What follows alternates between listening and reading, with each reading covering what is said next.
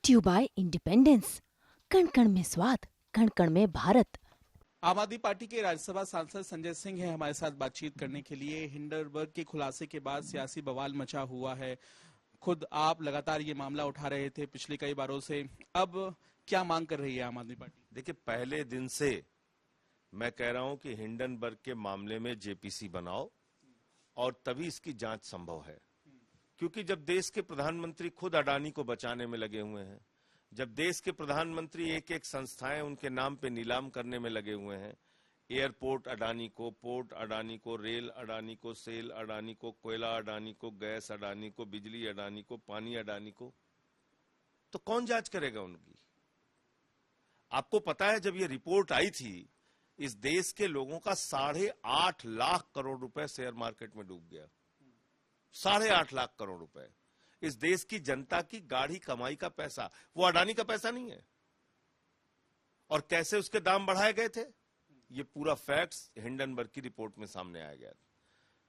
विनोद अडानी के माध्यम से विदेशों में फर्जी कंपनियां मॉरिशस में बना के और कुछ देशों में बना के, जो टैक्स हेवन कंट्रीज हैं, वहां पे कंपनियां बना के हजारों करोड़ रुपए चैंग चुंग लिंग और नासिर अली के माध्यम से भारत में अडानी की कंपनी में लगाए जाते हैं।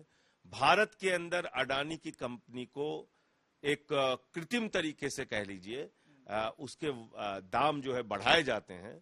आम जनता उन्हीं बढ़े दामों पर शेयर खरीद लेती है और जब शेयर धड़ाम होता है, घोटाला सामने आता है, तो लोगों के पैसे डूबते हैं। यह है घोटाला। अब इसको समझने में पता नहीं क्या दिक्कत हो रही है देश के प्रधानमंत्री को।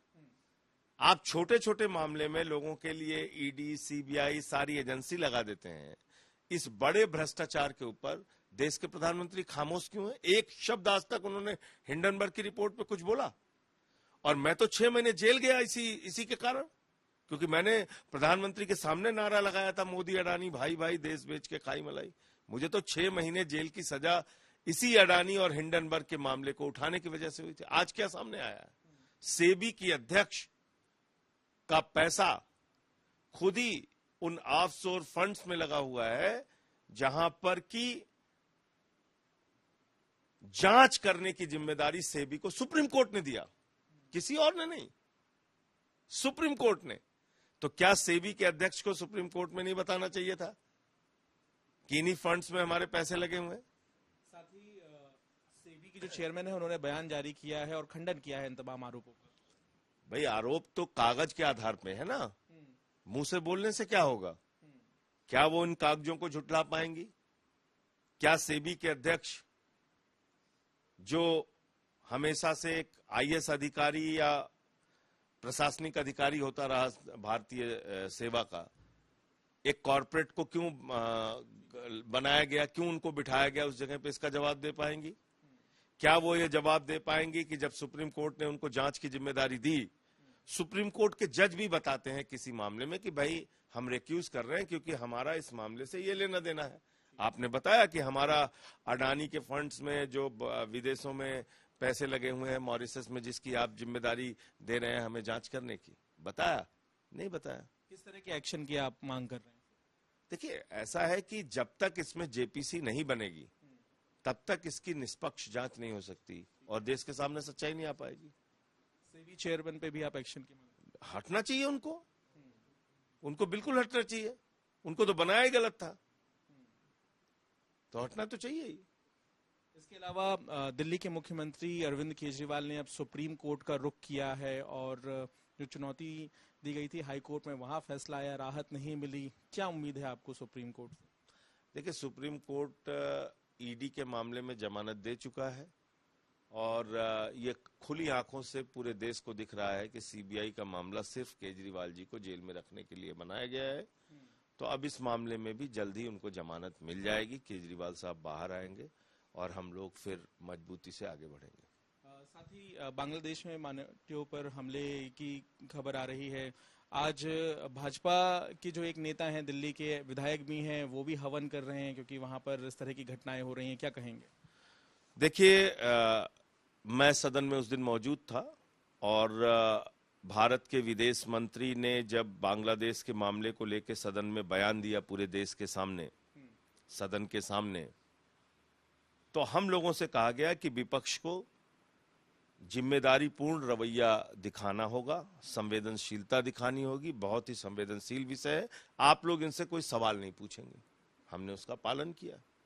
और क्या कहा जयशंकर जी ने? उन्होंने कहा कि वहां के संस्थाओं ने हमें भरोसा दिलाया है कि माइनॉरिटीज के ऊपर, हिंदुओं के ऊपर हम हमला नहीं होने देंगे, उनकी रक्षा सुरक्षा की जिम्मेदारी हम लेंगे।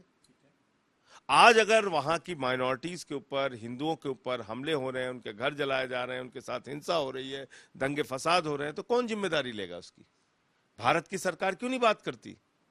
प्रधानमंत्री जी हर चीज में आगे बढ़ के बोलते हैं। अब तक क्या वहां पर हो रही घटनाओं पर उनके मुंह से एक शब्द निकला? कोई उन्होंने उस पर कार्रवाई की, कोई बात की, कुछ किया उन्होंने? तो ये तो निश्चित रूप से इसका संज्ञान लेकर प्रधानमंत्री जी को हस्तक्षेप करना चाहिए और वहां हिंदुओं पर हो रहे हमले रोके जाएं, इसके लिए बात करनी चाहिए। इसके अलावा कोलकाता से भी एक हैरान करने वाला मामला सामने आया है। वहां पर एक डॉक्टर की हत्या कर दी गई, बलात्कार किया गया। इस पूरे मामले में देश भर में जितने भी मेडिकल स्टाफ हैं वो स्ट्राइक पर चले गए हैं। इस घटना को लेकर किस तरह से आप मांग करेंगे? क्या एक्शन होना चाहिए और क्या जांच होनी चाहिए? देखिए, निश्चित रूप से ये बहुत ही दुखद, पीड़ादायक और हृदय विदारक घटना है। मैं उम्मीद करता हूं कि ममता बनर्जी जी इस पूरे मामले में सख्त से सख्त कार्रवाई करेंगी, दरिंदों को नहीं बख्शेंगी और फास्ट ट्रैक कोर्ट बना के इस मामले की जल्द से जल्द सुनवाई पूरी की जाएगी। सारे जो डॉक्टर्स हैं वो स्ट्राइक पर चले गए हैं और वो मांग कर रहे हैं कि इस मामले में तुरंत एक्शन होना चाहिए। उनकी पीड़ा जायज है, निश्चित रूप से उनकी पीड़ा जायज है, उनका दुख जायज है। संजय सिंह हमारे साथ बातचीत करते हुए। कैमरामैन नासिर खान के साथ पंकज जैन।